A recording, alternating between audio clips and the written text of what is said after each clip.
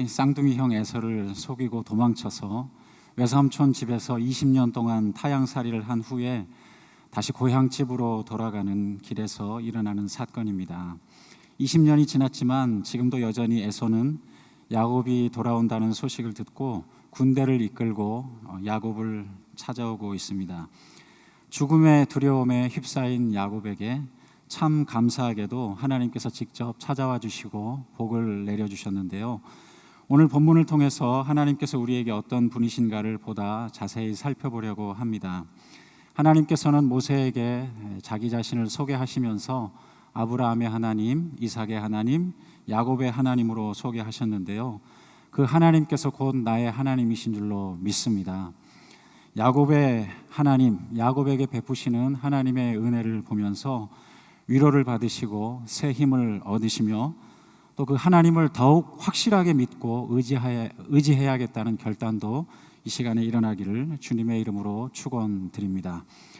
누가 저에게 성경에서 개인적으로 가장 애착이 가는 인물이 누구냐고 물으신다면 저는 구약에서는 야곱이고 신약에서는 베드로라고 대답하고 싶습니다. 그 이유는 두 사람 모두 마치 내 자신의 모습을 보는 것처럼 느껴지기 때문에 그렇습니다.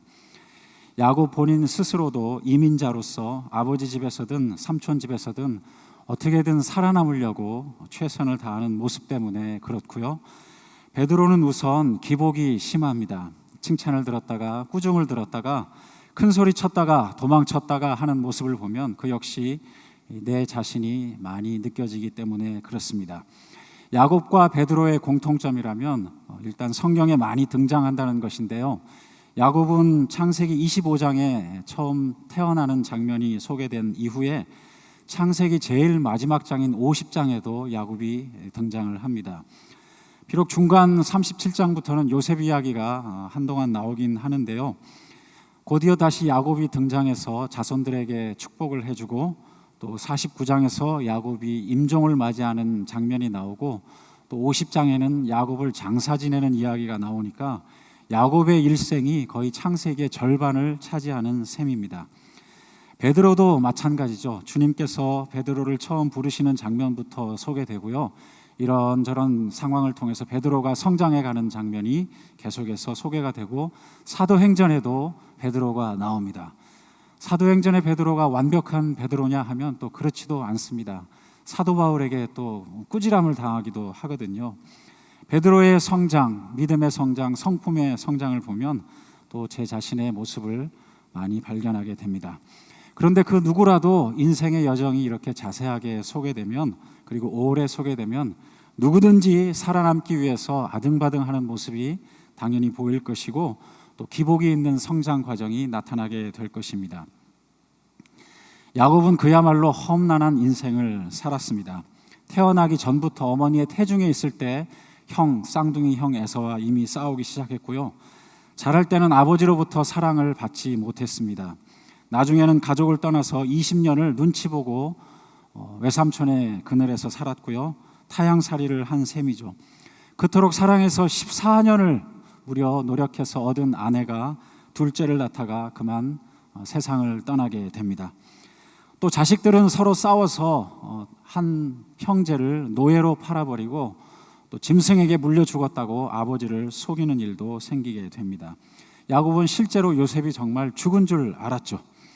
험한 인생을 산 야곱이 말년에 바로의 앞에서 다음과 같은 고백을 하게 됩니다.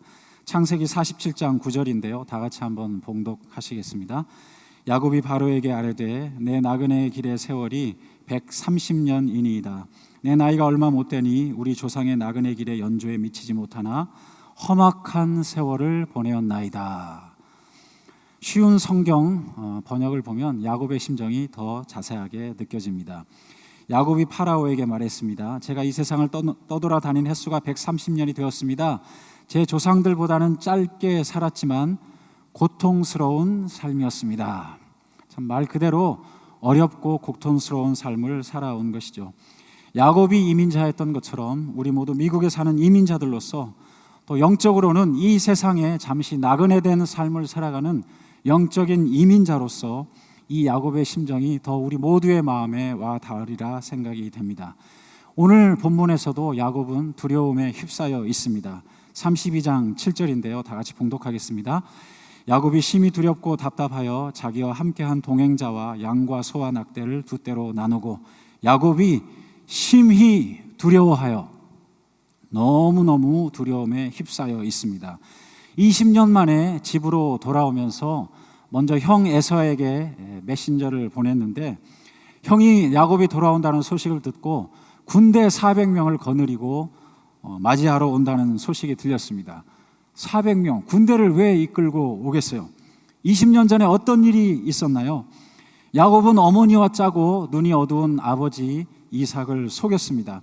그래서 에서인 척하고 에서를 사랑하는 아버지를 속여서 축복을 받았습니다. 그것이 바로 에서가 야곱을 죽이려 했던 직접적인 이유죠. 야곱이 에서를 속인 것이 이거 처음이 아닙니다. 너무너무 배가 고파서 사냥을 다녀와서 힘들어 있는데 형 팥죽을 가지고 딜을 해서 형에게 장자권의 명분을 빼앗습니다. 에서의 마음에는 창세기 27장 41절에 보면 다음과 같이 기록하고 있는데요. 다 같이 한번 봉독하시겠습니다. 그의 아버지가 야곱에게 축복한 그 축복으로 말미암아 에서가 야곱을 미워하여 심중에 이르기를 아버지를 곡할 때가 가까웠은즉 내가 내 아우 야곱을 죽이리라 하였더니 이제 아버지 돌아가시기만 하면 내가 야곱을 죽여버리겠다 이렇게 마음을 먹고 있습니다. 쉬운 성경에 보면 이제 아버지는 곧 돌아가실 것이다. 아버지를 장사 지낸 뒤 야곱을 죽여버리겠다 이렇게 표현을 하고 있습니다. 형은 여전히 나를 미워하고 있구나 야곱의 생각일 것입니다. 20년 전에 어머니와 짜고 눈 어두운 아버지를 속이고 장자에게 올 축복을 가로챘었는데 형이 아버지만 돌아가시면 나를 죽이려고 했었는데 그게 바로 내가 20년 동안 형을 피해서 외삼촌 집으로 도망쳤었던 이유였는데 20년이 지난 지금에도 형은 나를 죽이려고 하는구나 이런 생각이 당연히 들 것입니다. 지난 20년 동안 외삼촌 집에 살면서도 참 쉽지 않았죠. 외삼촌이 나를 여러 번 속였었고 또 나도 살아남으려고 어떻게든 재산을 모으려고 두 아내를 또 사실은 내 아내죠. 내 아내를 지키려고 정말 힘들어 했었는데 지금 이 순간에도 또 죽을 지경이 된 것입니다. 한국에서 너무 힘들어서 미국에 왔는데 미국에 와도 힘들기는 마찬가지죠. 미국이나 한국이나 사람 사는 것이 비슷하지 않습니까? 그래서 한국에 다시 돌아가기도 하고 그래도 또 안 되니까 다시 미국에 돌아오시기도 하고 그만큼 우리가 살아가는 것이 쉽지 않습니다. 또 미국에서도 여러 주를 전전하면서 정말 살아남기 위해서 최선을 다하는 것이 우리의 인생입니다. 야곱도 최선을 다합니다. 두려움에 휩싸여 있는데 이 위기를 탈출하려고 어떻게든 살아보려고 자신에게 있는 가축들을 재산을 두 무리로 크게 나눕니다. 만일 형 에서가 앞에 있는 한 무리를 치더라도 다른 무리는 도망칠 수 있도록 최선을 다하는 거죠. 창세기 32장 7절에서 8절 보면 야곱이 심히 두렵고 답답하여 자기와 함께한 동행자와 양과 소와 낙태를 두 떼로 나누고 이르되 에서가 와서 한 떼를 치면 남은 한 떼는 피하리라. 소유물을 각각 또 떼로 나와서 그 이후의 기사를 보면 소유물들을 각각 더 작은 떼로 나눠서 형에게 차례로 예물로 맞이하게 합니다. 형의 감정을 차차로 풀어주려고 최선을 다하는 거죠. 20절에 보면 너희는 말하기를 주의 종 야곱이 우리 뒤에 있다 하라 하니 이는 야곱이 말하기를 내가 내 앞에 보내는 예물로 형의 감정을 푼 후에 대면하면 형이 혹시 나를 받아주리라 함이었더라. 그렇게 예물을 앞서 보내고 가족들과 같이 밤을 지내다가 이제는 가족들도 먼저 시내를 건너가게 하고 자기 혼자 홀로 남아있는 것이 바로 이 본문의 상황입니다. 야곱이 이렇게 최선을 다하지만 그게 그렇게 별로 그렇게 좋아 보이지는 않습니다. 물론 우리가 기도를 한다고 할 때 참된 그 의미가 주님께 최선을 다해서 기도를 하고 주님께서 알려주시는 듯한 그 방법으로 걸어가면서 또 나 자신도 실제적으로 최선을 다해서 행동을 하는 것이죠. 그리고 그 결과를 하나님께 맡기는 것이 그것이 바로 기도의 올바른 내용입니다. 기도도 하면서 또 행동도 하면서 이것이 올바른 믿음의 기도이기도 하지만 또 야곱도 지금 최선을 다하고 있기는 하지만 야곱의 행동이 그렇게 썩 믿음의 행동이라고 좋아 보이지 않는 이유는 야곱의 과거 크레딧이 별로 좋지 않기 때문이기도 합니다. 팥죽으로 너무 배고파하는 그 형의 장자권을 속에서 빼앗고, 어머니와 짜고 아버지를 속이고, 또 라반의 집에 와서도 라반의 재산을 통해서 자신의 재산을 쌓고, 그러니까 라반하고 헤어질 때도 별로 좋게 헤어지지를 않아요. 이 관계가 참 야곱의 크레딧이 별로 좋지 않습니다. 그래서 최선을 다하는 것은 참 좋은데, 야곱의 지금까지 일생을 보면, 그래서 야곱의 이 행동을 보면 하나님께 전적으로 의지하고 의뢰하고 참 최선을 다하면서 결과를 하나님께 맡기는 그런 믿음의 행동으로는 잘 보이지가 않아요. 또 지금 그렇게 가족들을 앞세우고 뒤에 남는 야곱도 야곱이지만, 또 바람막이로 먼저 야곱에 앞서서 떠나가는 가족들, 그 처자식들도 참 얼마나 비참한 마음이 들까, 그런 생각을 하게 됩니다. 아니, 세상에 무슨 남편이, 무슨 아버지가 자기 혼자 살겠다고 자녀들 먼저 다 보내는 거예요. 가정도 이런 가정이 없습니다. 서로 속고 처자를 위험에 앞세우고, 또 그 중에 그 네 아내들 가운데 특별히 사랑하는 아내와 그 두 아들들은 뒤에 또 세우고,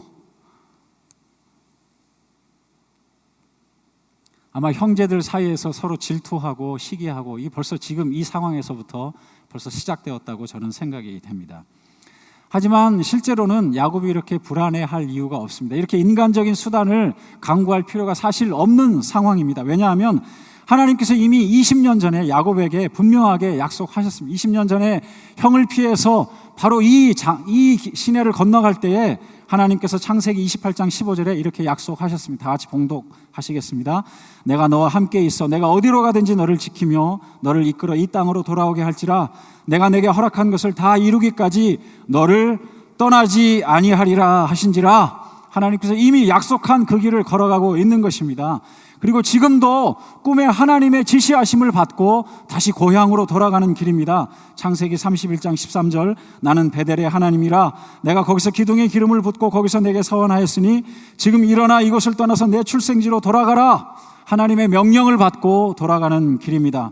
그리고 지난 20년간에도 라반으로부터 하나님께서 철저하게 자기 자신을 지켜주시는 것을 체험하였습니다. 라반도 그것을 자기의 입으로 고백을 합니다. 창세기 31장 24절 29절인데요 밤에 하나님이 라반에게 직접 현몽을 하셨습니다. 또 29절에 보면 라반이 그 내용을 야곱에게도 알려줍니다. 너를 해할 만한 능력이 내 손에 있으나, 사실 해하려는 마음도 있고 해할 수도 있지만, 너의 아버지 하나님이 어젯밤에 내게 말씀하시기를 너는 삼가 야곱에게 선악간에 말하지 말라 하셨느니라. 직접 또 하나님께서 말씀하셨고 외삼촌의 입을 통해서도 말씀하신 그 살아있는 증거가 자기에게 있는데도 이렇게 불안해하는 야곱입니다. 또 직전에 하나님의 사자를 직접 만나기도 했습니다. 창세기 32장 1절 2절 오늘 본문 바로 앞절의 모습인데요 우리 다 같이 한번 봉독하겠습니다. 야곱이 길을 가는데 하나님의 사자들이 그를 만난지라. 야곱이 그들을 볼 때 이르기를 이는 하나님의 군대라 하고 그 땅 이름을 마하나임이라 하였더라. 하나님께서 이제는 친히 사자 군대를 보내주셨습니다.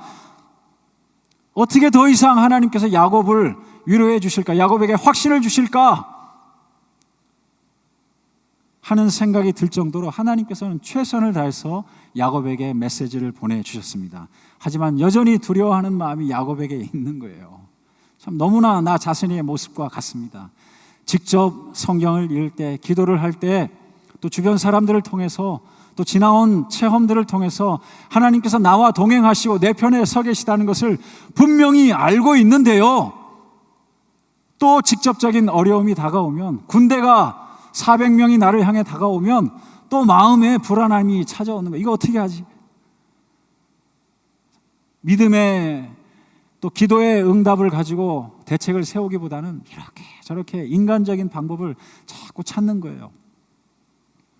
스카지로 목사님 부부가 쓴 정서적으로 건강한 영성이라는 책에 보면 3가지 두려움들이 소개가 됩니다. 실수에 대한 두려움, 거절에 대한 두려움, 또 느긋함으로 야기되는 결과들에 대한 두려움, 이 3가지 두려움이 소개가 되는데요 실수에 대한 두려움은 주로 완벽주의자들, 내가 완전하게 해야지, 성취해야지, 성공해야지, 이런 마음들, 또 거절에 대한 두려움은 다른 사람들의 반응, 평가, 명예, 지위 이런 것을 통해서 안정감을 얻고 불안함을 해소하고, 그래서 이런 평가에 지나치게 집착하는 마음, 또 느긋함으로 야기되는 결과들, 예를 들면 지나치게 경계를 하고 의심을 하고 방어적인 모습을 보이고, 어떤 사람이 한마디 말을 하면 혹시 나한테 지적하는 말이 아닌가, 소위 말해서 상처 입을 준비를 하고 살아가는 사람이죠. 나를 공격하는 것이겠거니 자연스럽게 이렇게 느끼는, 다 불안한 마음, 마음에 담대한 마음, 강한 마음이 없어서 불안함으로 이런 사태가 벌어지게 되는 거죠. 야곱의 두려움 속에도 이런 모든 모습들이 다 나타나는데요, 특별히 저는 가정사역자로서 두 번째 두려움, 거절에 대한 두려움, 즉 인정받고자 하는 두려움을 강조하고 싶습니다. 아버지 이삭으로부터 사랑받지 못해서 아버지로부터 인정받고자 하는 두려움이 저는 많이 보이는 것 같아요. 라반으로부터 아내와 재산을 지켜내고자 하는 그 집착, 또 라헬과 그 요셉, 베냐민을 지켜내고자 하는 그 집착, 야곱은 평생 무언가를 지켜내고자 하는 집착, 그것으로 인해서 평안함을 얻고자 하는, 두려움을 해소하고자 하는 집착으로 살아온 듯이 보입니다. 장자의 명분만 해도 그런데요, 어떤 분들은 이 야곱의 장자의 명분에 대한 집착에 대해서 영적으로 해석을 합니다. 영적으로 장자의 명분, 이후에 이제 그리스도께서 나타나시는 거룩한 장자의 명분인 것을 우리가 다 알고 있잖아요. 그래서 그 영적인 장자의 명분을 지키기 위해서 이렇게 최선을 다해서 노력했다, 이렇게 해석하기도 하는데요, 일리가 있습니다. 하지만 그것보다는 오히려 아버지로부터 인정받지 못해서, 왜냐하면 태중에서부터 벌써 싸우고 태어났잖아요. 이런 인생이 어디 있어요? 장자권이라는 것이 당시 족장 시대에는 아버지의 재산을 1차적으로 이제 다 물려받는 권리인데요, 장자권을 뺏긴 에서도 400명이나 되는 군대가 있을 정도로 지금 잘 살고 있습니다.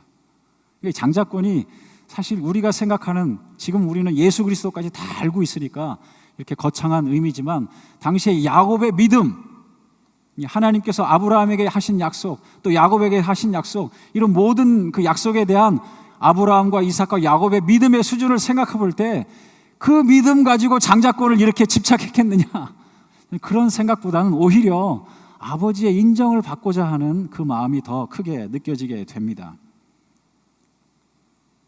아버지는 어릴 때부터 사냥꾼인, 집 밖에 들러다니는 왕성한 활동력을 보이는 에서가 더 좋았던 거예요. 그래서 에서를 더 사랑하고, 에서가 잡아오는 그 사냥감, 그 별미를 더 맛있어하고,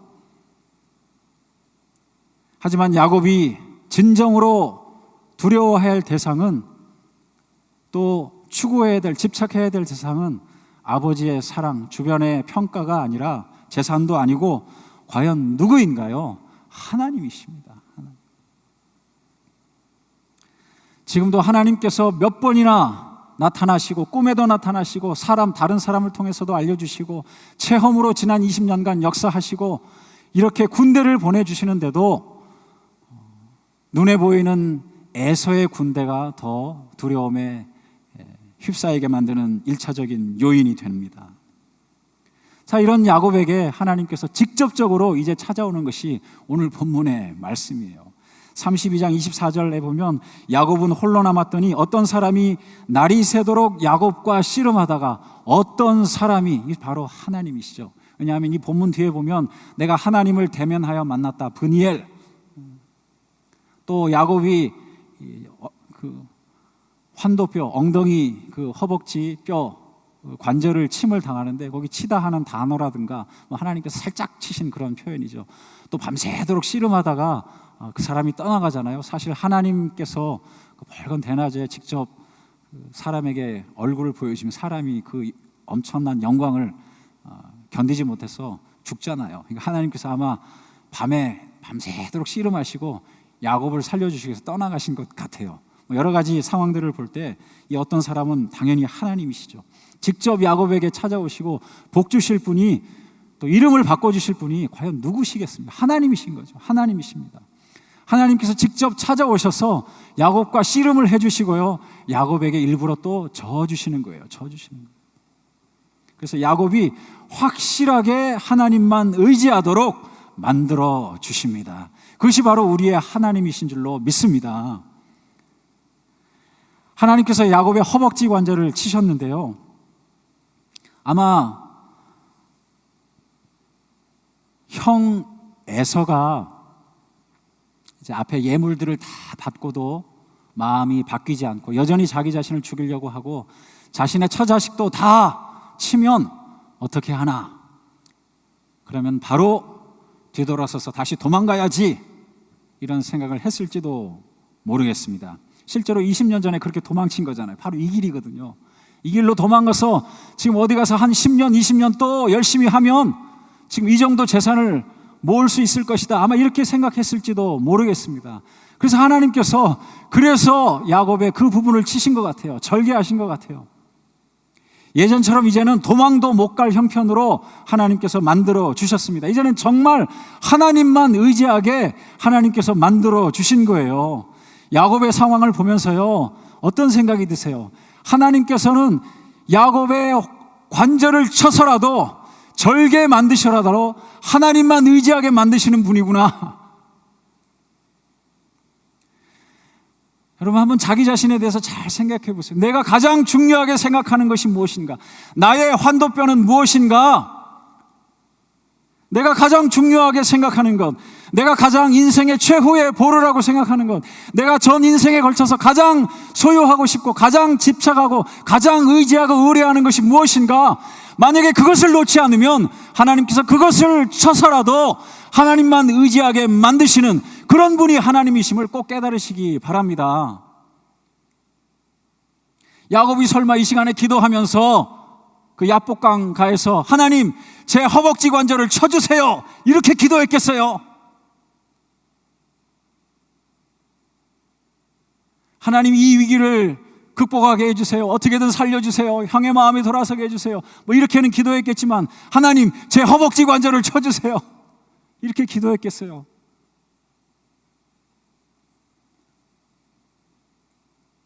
나의 환도뼈는 무엇입니까? 내가 가장 이 시간에 내려놓아야 될 것이 무엇입니까? 그것이 없으면 하나님을 온전하게 섬기게 될 것이 무엇입니까?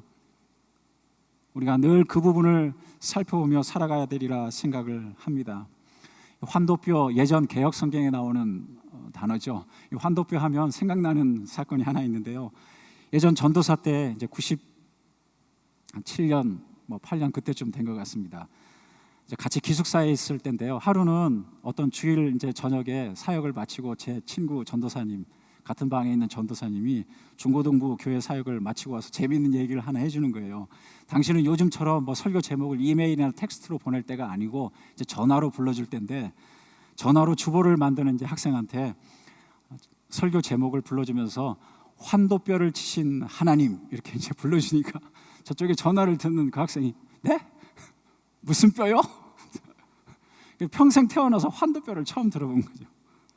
그래서 제 친구 전도사님이 환도뼈 이렇게 정확하게 이제 불러줬어요. 그리고 이제 주일날 가서 주보를 보니까 한쪽 뼈를 치신 하나님.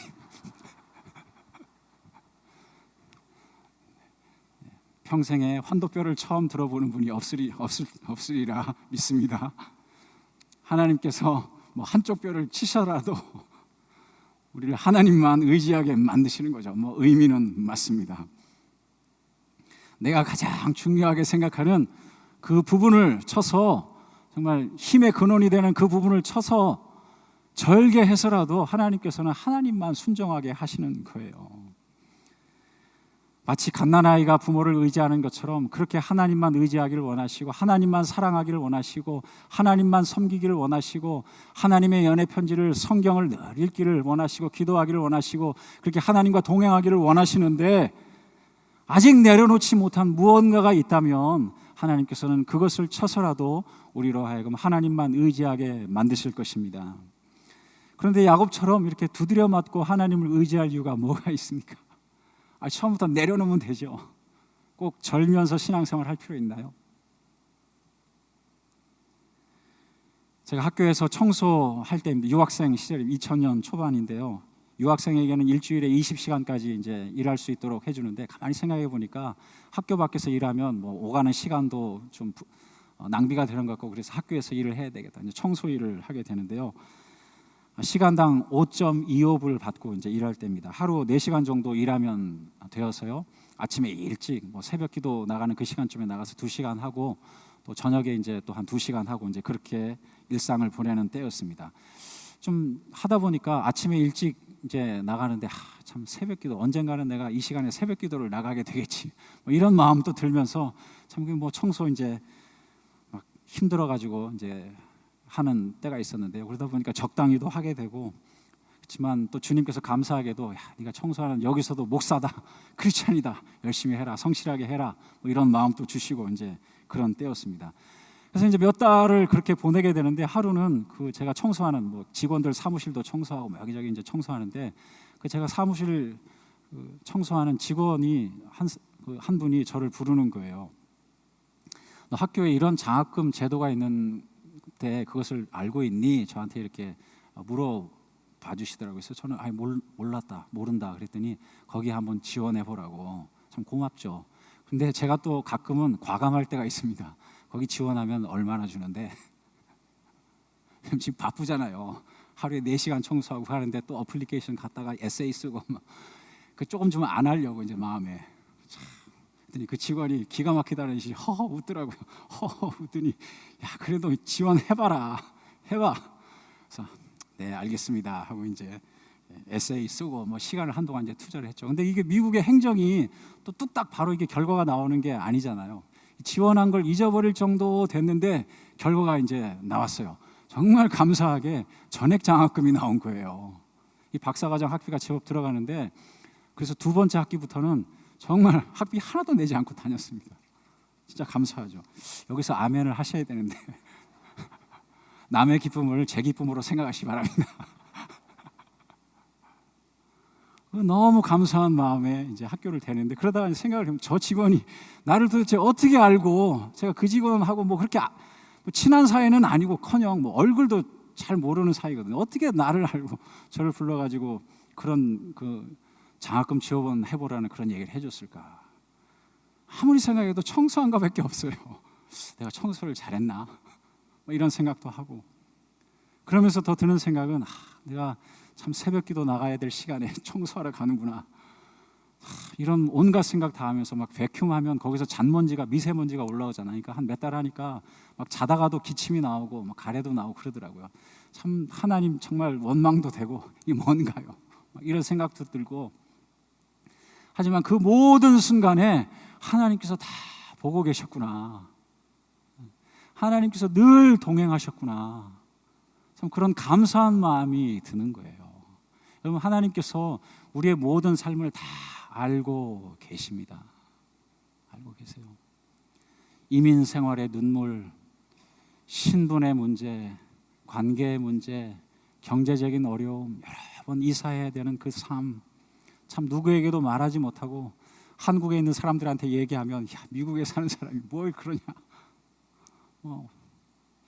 여기에 살면은 누구든지 한국에 하여튼 오시면은 그냥 막 가이드 역할을 해야 되고, 막 멋지게 잘 사는 모습 보여줘야 되고, 우리 자녀들 다 잘 돼야 되고, 하지만 또 현실은 그게 아니잖아요. 그게 다 잘 되지 않습니다. 참 그런 어려움이 우리에게 있어요. 그런 가운데서도 기도하며 무릎으로 교회 나오고 새벽 시간을 깨우고 참 철야하고 성경을 읽고 주님의 말씀에 의지하고 참 순모임에 나가고, 이렇게 살아가는 그 삶을 주님께서 다 알고 계시는 줄로 믿으시기 바랍니다. 이제 나의 다 갈 길 다 가도록 같이 찬양하고 같이 기도하는 시간 가질 텐데요. 이 찬송가 후렴 1절 후반부에 보면, 무슨 일을 만나든지 만사 형통하리라. 이게 정말 너무 감사한 고백이죠. 근데 이 가사의 원어를 잘 살펴보면요, 뭐든지 다 잘 된다, 만사 형통한다, 뭐 그 뜻이 맞기는 하지만요, 그 앞에 단서가 하나 있어요. 주님께서 늘 함께 하시니 무슨 일이 내게 생기더라도, 무슨 일이 내게 떨어질지라도, 무슨 일이 벌어질지라도 주님께서 다 잘되게 해주실 것이다. 그 부분이 앞에 들어있는 거예요. 주님께서 언제나 모든 길에 나를 인도하고 계시니 다 잘될 것이다. 그런 것이 바로 이 가사의 내용입니다. 야곱과 베드로에게 제가 마음이 끌린다고 말씀 초반에 말씀드렸었는데요, 제 마음을 더 정확하게 말씀드리자면 그 인간적인 야곱도, 또 그렇게 기복이 심한 베드로도 끝까지 주님께서 따라다니시며 믿음을 세워주시고 사도로 삼아주시고 믿음의 조상으로 세워주시고, 그래서 마지막 히브리서 11장 21절에 보면 믿음으로 야곱은, 이런 구절이 나오잖아요. 믿음의 거성들의 리스트에 야곱이 들어가 있는 거예요. 그 인간적인 야곱을 하나님께서는 끝까지 따라다니면서 세워주시고 사람 만드시고 믿음의 인간으로 만들어주신 거예요. 베드로와 야곱을 참 좋아하는데 더 가만히 생각해보면 그런 베드로와 야곱을 끝까지 따라다니며 사랑해 주신 하나님이 참 좋은 거예요. 그 하나님이 우리의 하나님이십니다. 그런 마음으로 우리 다 같이 이 찬양 고백하시겠습니다. 나의 갈 길 다가도록 예수 인도하시니 내 주 안에 있는 긍휼 어찌 심하리요. 믿음으로 사는 자는 하늘 위로 받겠네. 무슨 일을 만나든지 만사형통하리라. 무슨 일을 만나든지 만사형통하리라. 나의 갈 길 다가도록 예수 인도하시니 어려운 일 당한 때도 족한 은혜 주시네. 나는 심히 연하고 영혼 매우 가라나.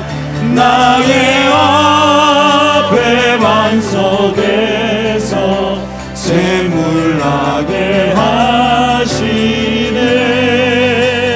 나의 앞에 반석에서 샘물 나게 하시네. 나의 갈 길 다 가도록, 나의 갈 길 다가도록 예수 인도하시니 그의 사랑 어찌 큰지 말로 할 수 없도다. 성령 감화 받은 영혼 하늘 날아갈 때에 영영 부를 나의 찬송 예수 인도하셨네. 영영 부를 나의 찬송 예수 인도하셨네. 우리 이 시간 다 같이 한번 기도하시겠습니다.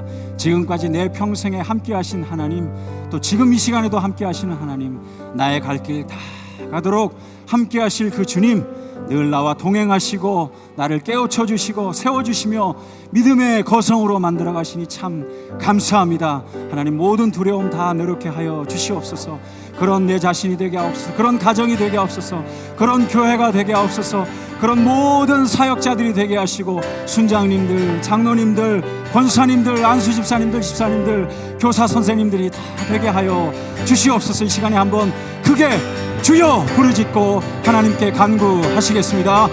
주여. 아버지 하나님, 아버지 하나님, 나의 갈 길을 나가도록 우리 주님께서 함께 하시니 참 감사합니다. 아버지 하나님, 아버지 하나님, 주님의 얼마나 감사한지요, 얼마나 고마우지요. 아버지 하나님 참 감사합니다. 주여 나의 갈 길 나가도록 아버지 하나님, 주님께서 이 시간을 함께 하시고 내 평생에도 함께 하시니 아버지 앞으로도 함께 하시리라 믿습니다. 주여 나의 모든 눈물을 하시는 아버지 하나님, 주여 나를 위로해 주시고 나를 세워주시고 나를 믿음의 거성으로 세우시는 아버지 하나님, 야곱의 하나님, 베드로의 하나님, 주여 우리 교회와 함께 하시고 우리 사역과 함께 하시고 주여 우리 모든 아버지 하나님 가정에 아버지 하나님 나 자신과 함께 하시고 주여 역사하여 주시옵소서. 내 마음을 부드럽게 하시고 완악하게 하지 마시고 하나님만 의지하시고 내가 내려올 것을 내려놓을 수 있도록 주여 함께하여 주시옵소서. 샘물나게 하시네. 하나님 아버지 참 감사합니다. 우리에게 내려놓을 것을 내려놓게 하시고 아버지 하나님만 의지하는 그런 인생 살아가게 해주셔서 참 감사합니다. 하나님 지금까지 함께 하신 하나님, 지금도 함께 하시는 하나님, 내 평생의 그 선하심과 인자하심이 정녕 나를 따르리라 믿습니다. 하나님 아버지 참 감사합니다. 주여 남은 인생도 그렇게 살아가게 하시고 내 자신도 우리 가정도 우리 모든 교회도 그렇게 하나님만 의지하며 살아가도록 주여 도와 주시옵소서. 예수님의 이름으로 간절히 기도드리옵나이다.